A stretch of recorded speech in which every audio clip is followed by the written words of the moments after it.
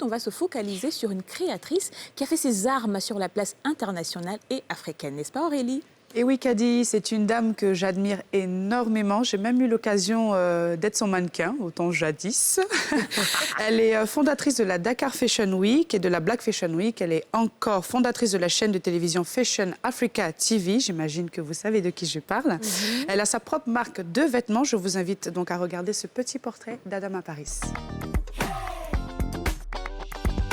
Complexée à ses débuts par son manque de formation en mode dans des écoles de renom, Adama Ndiaye fait partie aujourd'hui de la crème des stylistes et modélistes africains. Du secteur de la banque à la mode, cette créatrice sénégalaise explique son virage à 360 degrés qui en a étonné plus d'un, à commencer par ses parents. Mon père qui était très strict et qui m'a dit « tu ne vas pas faire de la mode, c'est de la prostitution ». Il ne comprenait pas, il pensait que j'allais défiler. Il me dit « non, non, non, non ». Mais même quand je lui ai expliqué que c'était moi qui le faisais défiler, il ne l'a jamais voulu. Donc j'avais un deal avec mon père, c'était que je finissais mes études et puis après je faisais ce que je voulais. Parce qu'à l'époque, je pensais qu'il pensait que c'était un hobby et que ça me passerait à un moment. Et ça ne m'est jamais passé et voilà.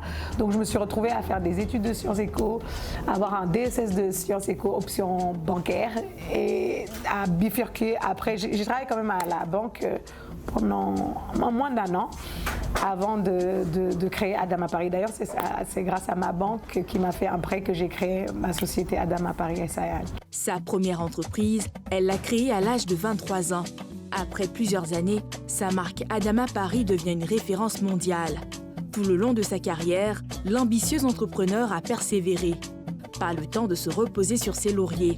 On avait du mal à avoir des télés qui nous couvraient, donc on a créé une chaîne de télé. Après, on avait du mal à avoir des boutiques qui nous vendaient, on a créé des boutiques. Et maintenant, on est sur la phase de créer une usine pour nous produire. Donc voilà, et je sais que ça a l'air complètement fou pour beaucoup de gens que j'ai fait tout ça. Mais c'était une nécessité et c'est ce que j'exhorte les jeunes à faire quand on vient dans une industrie, peu importe l'industrie. On ne peut pas compter sur l'État. Souvent décrite comme une militante anti-pagne wax, Adama tient à tirer les choses au clair. Je ne suis pas contre le wax, je suis pour le pagne tissé, je suis pour nos tissus qu'on fabrique nous-mêmes, je suis pour tout ce qui crée de la valeur en Afrique et où l'économie africaine ne gagne pas des miettes. Il y a plein de gens qui ne sont pas à cette éducation et ne savent pas que le wax n'est pas fabriqué en Afrique.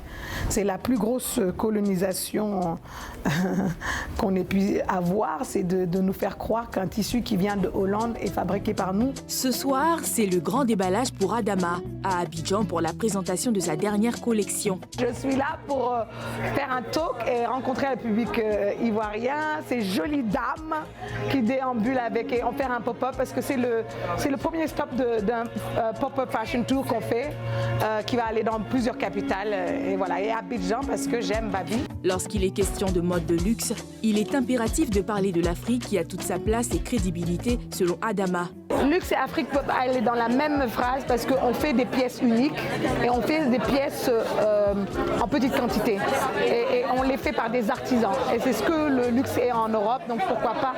Fondatrice de la Dakar Fashion Week, de la Black Fashion Week à Paris et de Fashion Africa TV, Adama Paris valorise le talent des stylistes et mannequins locaux, absents des écrans internationaux, tout en militant pour une mode plus diverse et responsable.